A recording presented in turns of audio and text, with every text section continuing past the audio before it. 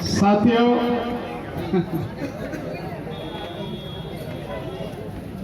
समय काफी हो चुका है और अभी कुछ और साथियों को बोलना है। मैं अपनी बात कहने से पहले सबसे पहले शुक्रिया अदा करूंगा AIMIM के जो दिल्ली प्रदेश के अध्यक्ष हैं आदरणीय कलीमुल हफीज साहब का, कि उन्होंने और उनकी पूरी पार्टी ने और सुंदर नगरी की उनकी तमाम टीम ने जिस तरह से हमारी पार्टी राष्ट्रीय जनता संघर्ष पार्टी के कैंडिडेट चित्रा शालिनी को समर्थन दिया है, और केवल समर्थन कहकर यूं ही नहीं दिया, बाकायदा एक प्रेस कॉन्फ्रेंस बुला के पूरे मीडिया के सामने और ये बात ऊपर तक AIMIM के प्रेसिडेंट आदरणीय बैरिस्टर असदुद्दीन ओवैसी साहब उनको बताकर और उनकी सहमति के बाद जो हमें समर्थन दिया, मैं आपका, आपकी पूरी टीम का, असदुद्दीन ओवैसी साहब का बहुत बहुत शुक्रगुजार हूं। बहुत बहुत शुक्रिया आपका। साथियों, दो तीन बातें कहना चाहूंगा। वैसे तो आप मुझे सुनते ही रहते हैं, पर फिर भी दो तीन बात कहना चाहूंगा। ये जो चुनाव है, MCD का चुनाव, ये समझा जाता है कि नाली और सड़क साफ करने का चुनाव है। ऐसा नहीं है कि नाली और सड़क महत्वपूर्ण नहीं है निश्चित रूप से। इंसान जहां रहता है वहां साफ सुथरा होना ही चाहिए, सफाई होनी ही चाहिए, इंसान के रहने लायक वो जगह होनी ही चाहिए। लेकिन ये चुनाव केवल नाली, खड़ंजे और सफाई का नहीं है, इससे आगे है। इसका एक कारण आप इससे समझ सकते हैं कि इस चुनाव के होने से पहले MCD के पहले 3 हिस्से थे। आप जानते हैं, उत्तरी MCD, दक्षिणी MCD और ये आपका पूर्वी MCD, पूर्वी दिल्ली MCD।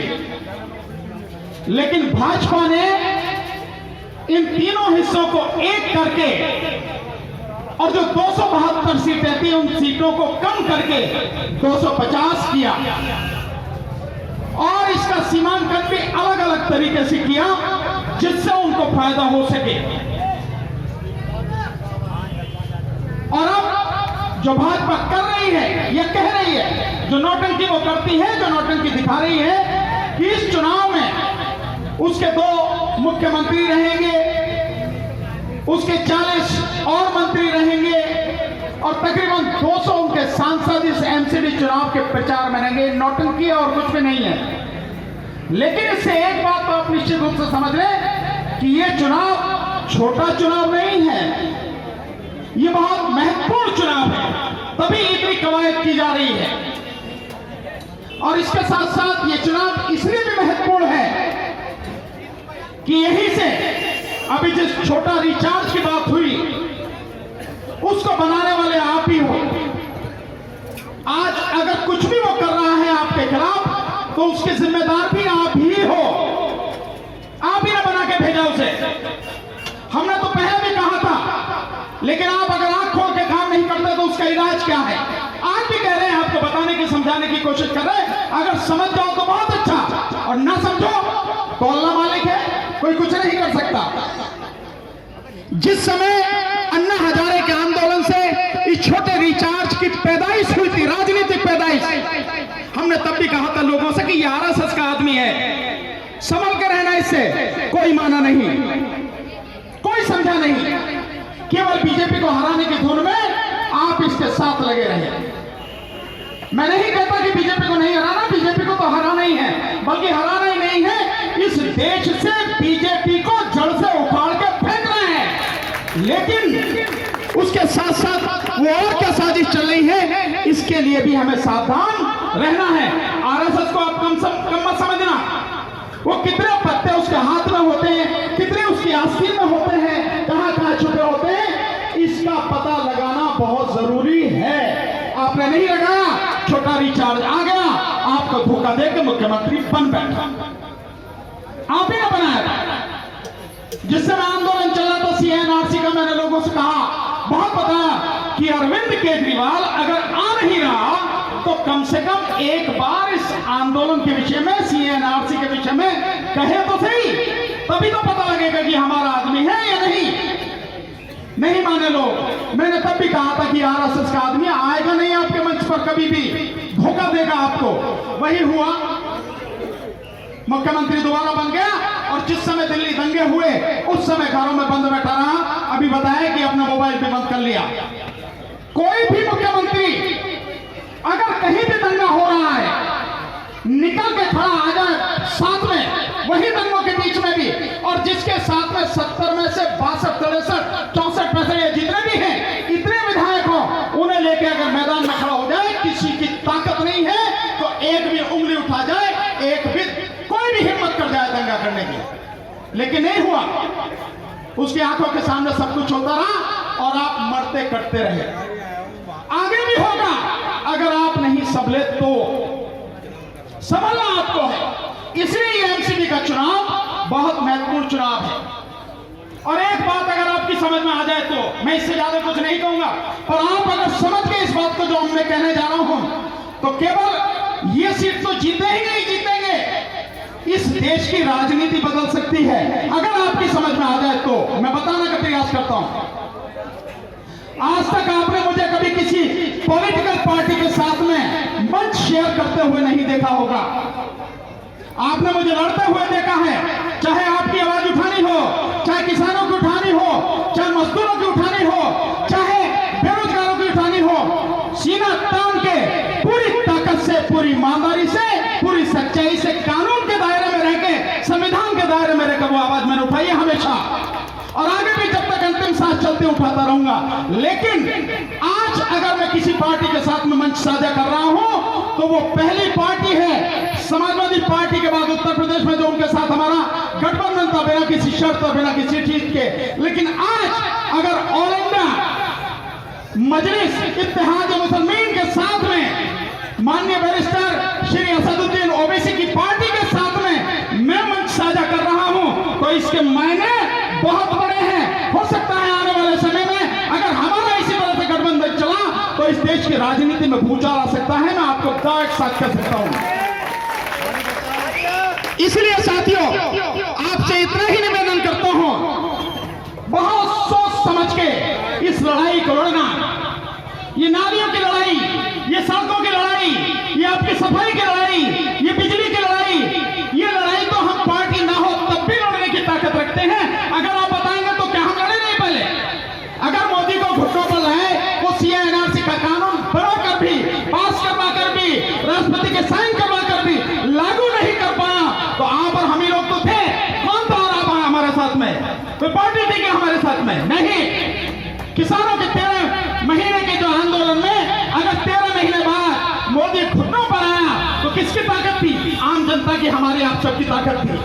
तो उसके लिए हमें इसकी जरूरत नहीं है। लेकिन ये जो आज हम चल रहे हैं और राष्ट्रीय जनता संघर्ष पार्टी और AIMIM जो दोनों साथ में मिलकर आए हैं, मैं समझता हूं यहां से जो लोग बात कर रहे थे ये उसका एक जीता जागता नमूना है और ये आगे की राजनीति के लिए एक नींव है। और नींव अगर मजबूत हो गई तो आप समझ लीजिए कि आने वाले समय में भारत की राजनीति की जो मंजिल होगी, जो बिल्डिंग खड़ी होगी, वो भी जबरदस्त होगी और उसमें आप और हम ही हुक्मरान होंगे और आप और हम ही अपने दुखों को दूर करने के लिए अपने कदम से काम करेंगे। किसी से मांगना नहीं पड़ेगा, किसी से कहना नहीं पड़ेगा। इसलिए साथियों, मेरा आपसे बहुत ही विनम्र निवेदन है, इस बात को समझिए, इस लड़ाई को समझिए, अपने अधिकारों को समझिए और दुश्मन को पहचानिए। एक बात और आपसे कहना चाहता हूं, मैं बार बार कहता हूं, आप सबसे विशेषकर मेरे जो साथी यहां सुंदर नगरी के साथी हैं, मुस्लिम समाज के मेरे भाई हैं, साथियों, आप पे ठप्पा लगा हुआ है। मुसलमानों की वोट मांगने की क्या जरूरत है? ये तो बीजेपी को हराने के लिए वोट देंगे ही देंगे। है नहीं है ठप्पा आप पर? बताइए हाथ उठा के ईमानदारी से, क्यों लगवाया आपने ये ठप्पा? छप्पे के लगवाने की। ये सच है कि बीजेपी को हम हराना है, फिर कह रहा हूं हराना नहीं, गड्ढे में गाड़ देना है, उखाड़ के फेंक देना उसको, जरूरी है ये इस देश के लिए, आम जनता के लिए। लेकिन ठप्पा लगवाने की क्या जरूरत है? आप क्यों देते हो किसी को हराने के लिए वोट? आप अपने कैंडिडेट को, अपनी पार्टी को, अपने लोगों को जिताने के लिए वोट दो ना, इसमें क्या दिक्कत है आपको? यही काम आपको करना पड़ेगा। जब तक ये नहीं करोगे तब तक आपकी कोई नहीं सुनेगा। बीजेपी जरूरत नहीं है आपकी, इसलिए किसी को टिकट भी नहीं देती। और बाकी और हैं, उन्हें मालूम है कि बीजेपी को हराने के लिए हमारे साथ आएंगे, तो आपकी कदर कौन करेगा? आपकी पूछ कोई क्यों करेगा? कोई नहीं करेगा साथियों। इसलिए उसको हराने के साथ साथ जिसको जिताओ उसको बताओ हम तुम्हें जिताने के लिए तुम्हारे साथ खड़े, ताकि उस पर तो एहसान रहे कि इन्होंने मेरा साथ दिया था, और वो वक्त जरूरत जब आपकी जरूरत पड़े आपके साथ में खड़ा हो सके। ट्रेंड बदलना पड़ेगा साथियों, नहीं तो आने वाला समय बहुत बुरा है।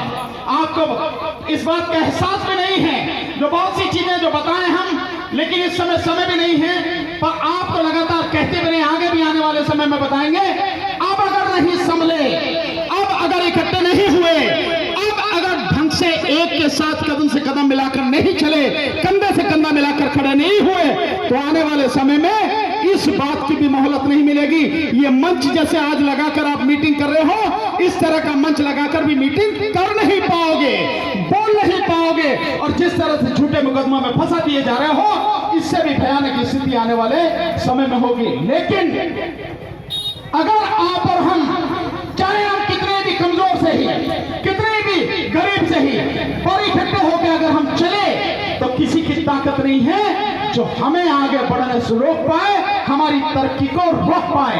बस हमें साथ मिलकर चलना है साथियों।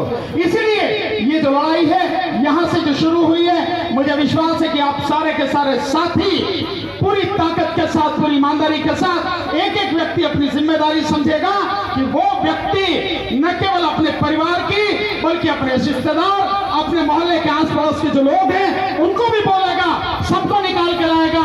और 4 तारीख को यानी 4 दिसंबर को जिस समय वोट पड़ेंगी, सिलेंडर के निशान पर बटन दबाकर जो 5वें नंबर पे है चित्रा शालिनी एडवोकेट को विजयी बनाएगा। यही प्रण आपको लेना है साथियों, इसी से काम चलेगा। और मैं उम्मीद करता हूं कि केवल यही नहीं, इस सीट के साथ साथ में जो और 15 कैंडिडेट AIMIM के खड़े हुए हैं, मुझे विश्वास है कि यह संदेश वहां तक भी जाएगा और वो कैंडिडेट भी पूरी ताकत के साथ जीत कर आएंगे। और निश्चित रूप से आने वाले समय में इस राजनीति को एक नया, एक आप देखेंगे कि संगठन मिलेगा, एक बढ़िया, एक मजबूत ताकत इस राजनीति में नजर आपको आएगी। आपने मेरी बात को बहुत ध्यान से सुना है, मैं उम्मीद करता हूं समझा भी होगा। और ज्यादा कुछ ना कहते हुए आने वाले वक्त हैं उनको भी समय देना है। मैं एक बार फिर से AIMIM के राष्ट्रीय अध्यक्ष श्री असदुद्दीन ओवैसी साहब, उनकी पूरी टीम, राष्ट्रीय टीम, दिल्ली प्रदेश के अध्यक्ष आदरणीय श्री कलीमुल हफीज साहब और उनके सारे साथी, और विशेषकर यहाँ जो इस सुंदर नगरी, ये सीमा नगरी, जो सीमापुरी जो विधानसभा है उसके सुंदर नगरी के जो टीम है MIM की, उन सबका तहे दिल से इस्तकबाल करता हूं, उनको बहुत बहुत धन्यवाद देता हूं। आप आए, आपके आने से निश्चित रूप से हमारी ताकत बढ़ी है। बहुत बहुत शुक्रिया। नमो बुद्धाय, जय भीम, आदाब, सत श्री अकाल, नमस्कार। आप लोगों ने एडवोकेट भानु प्रताप सिंह जी के ख्यालात को सुना। हमारे बीच में हमारे मेहमान खास, हमारे दरमियान